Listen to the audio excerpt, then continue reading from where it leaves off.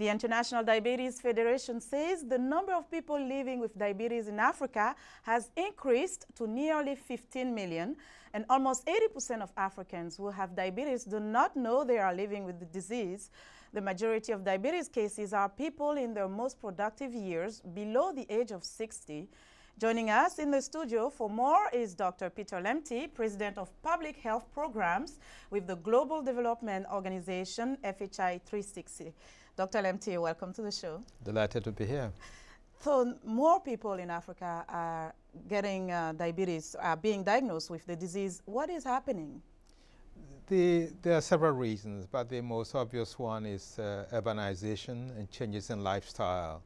A lot of people are migrating to urban areas. Their diets are changing. The level of inactivity is going down, and this is a major contributory factor to diabetes, the growth of diabetes in Africa. What are the challenges then in terms of addressing it?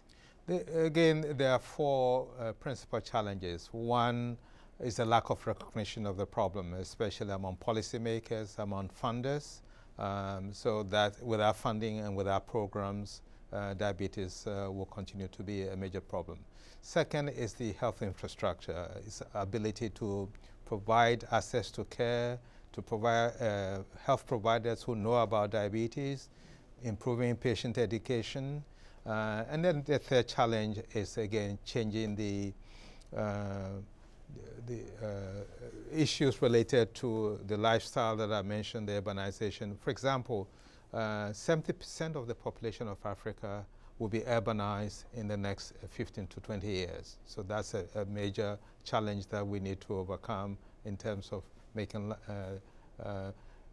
making sure these life changes do not affect people in such a negative way, leading to not only diabetes, but on non-communicable diseases. In general. In general. And we're talking about type 2 diabetes when we look at the incidence of diabetes, right? Mostly when we talk about, yes, we are, but there are three types of diabetes. There's type 1, which is usually occurs in childhood, but can occur later. Type 2 diabetes, and also gestational diabetes, diabetes that occurs during pregnancy especially. But type 2 diabetes is by far the commonest. And how is it addressed?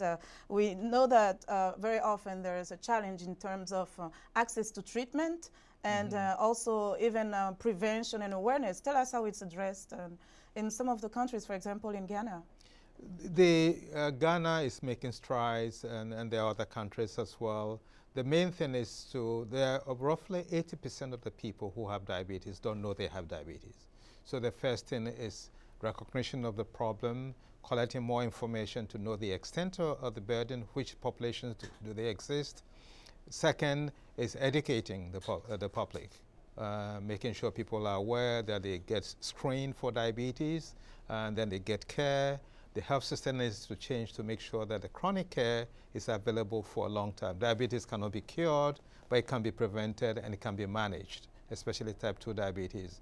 So we have to make sure that we are providing the assistance. And the last important element is that right now there's very little funding.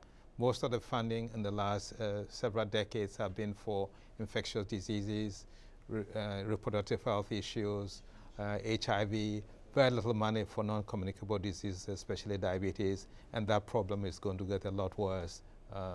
Okay, that's all the time we have, Dr. Lamptey. Thank you so much.